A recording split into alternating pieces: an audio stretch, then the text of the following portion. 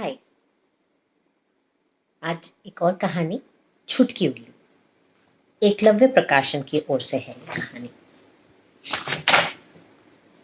जब छुटकी उल्ली 2 साल की हुई तो उसने बहुत सारे सवाल पूछने शुरू करे। एक दिन उसने अपनी अम्मी से पूछा कि अम्मी, आसमान में कितने तारे? तो अम्मी ने बोला, बहुत सारे। छुटकी ने फिर पूछा, पर अम्मी बताओ ना, कितने सारे तारे? तो अम्मी ने कहा, क्यों ना तुम खुद गिन लो कितने सारे तारे। तो छुटकी ने तारे गिनने शुरू करे। 1, 2, 3, 4।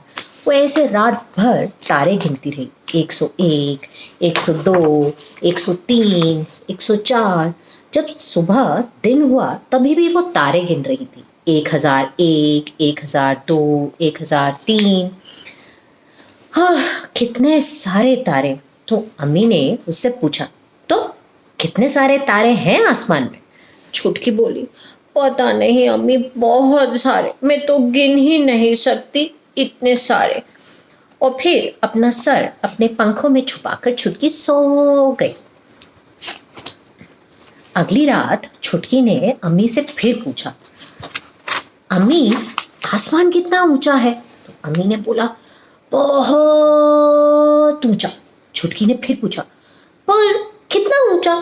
तो अम्मी ने बोला, जाकर खुद देख लो कितना ऊंचा। तो छोटी सी छुटकी उड़ चली ऊपर।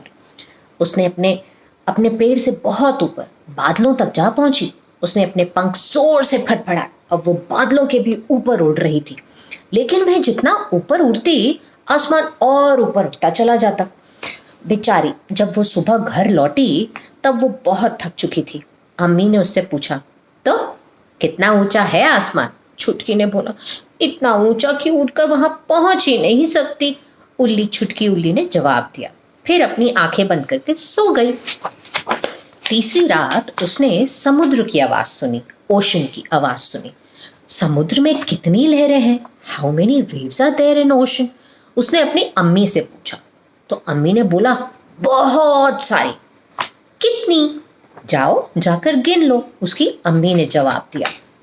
तो छुटकी उल्ली पहुंच गई समुद्र के किनारे ऑन द बीच, तो लहरें गिनने के लिए। तो उसने लहरें गिनने शुरू करी।